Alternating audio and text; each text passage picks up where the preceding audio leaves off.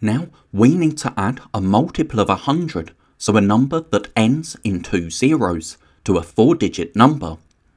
First, we have 1,244 plus 500. So because we're only adding hundreds, not adding tens or ones, what we can do is highlight our hundreds digits. Here we have 2 hundreds and we're adding 5 hundreds. So in our answer, we'll have 7 hundreds, and all of the other digits in the number that we started with will stay the same. So our answer is 1,744. Now let's try 3,539 plus 500. This time, when we highlight our hundreds digits, we have 5 plus 5. But that makes 10, which is a 2-digit number, and we can only have 1 digit in each place value.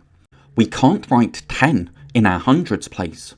Instead, what we need to do is look to the left and highlight our thousands digit as well, because if we have 10 hundreds, that will make an extra 1,000, so we know that the thousands digit has to change. Now, 35 plus 5 is 40. So our answer is 4,039, because 35 plus 5 is 40, and then because we're not adding any tens or ones, the tens and ones in the number that we started with stay the same. Now 5,381 plus 800. We can highlight our hundreds digits, but 3 plus 8 is 11, and that's a 2-digit number.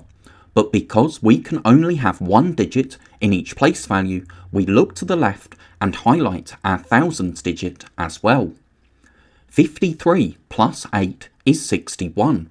So our answer is 6,181, again with our tens and ones staying the same. Finally, we have 3,855 plus 800. We can see 8 plus 8 is 16, so we highlight our thousands digit as well.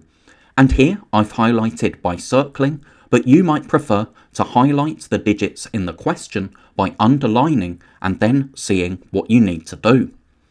Now 38 plus 8 is 46, so our answer is 4,655, with the tens and ones staying the same, because we're adding a multiple of 100, so not adding any tens or ones. So if we look back to this first question, we started with 1,244, so 4 tens and 4 ones. We were adding 500, so when we add 1, 2, 3, 4, 500s, we can see that the only thing that's changed is the number of hundreds we have. We now have 7 hundreds, so only that digit changes in this first question.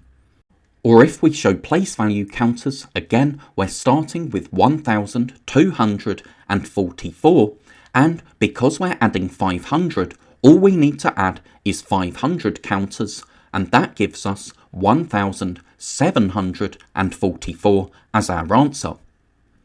But for our next question, remember the thousands digit needed to change as well.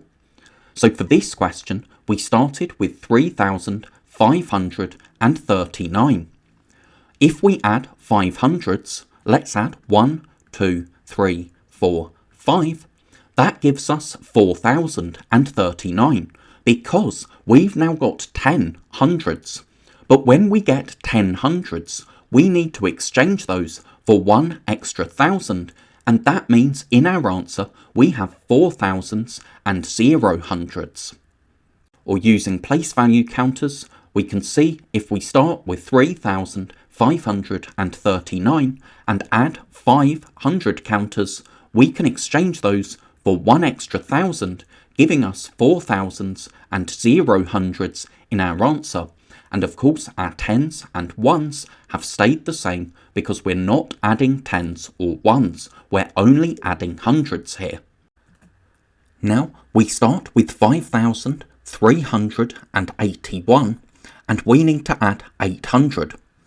So if we add 1, 2, 3, 4, 5, 6, 7 hundreds, we now have 10 hundreds, so can exchange those for 1 extra 1,000, and then, because we've only added 7 hundreds, we need to add 1 more 100, so that we've added 8 hundreds altogether.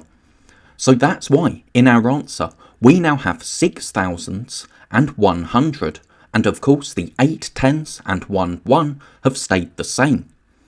Or, using place value counters, again we're starting with 5,381. Let's add 800 counters. We can add 1, 2, 3, 4, 5, 6, 7, exchange, then add 8 to give us 6,000 counters and 100 counter. And finally, we have 3,855.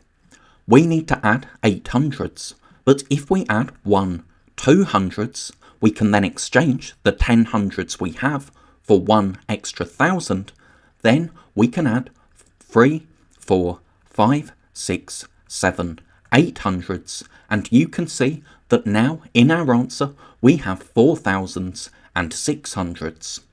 Or with place value counters, we're adding 800s, so we can add 1, 2, exchange, then add 3, 4, 5, 6, 7, 8 to give us 4,000s and 600s in our answer.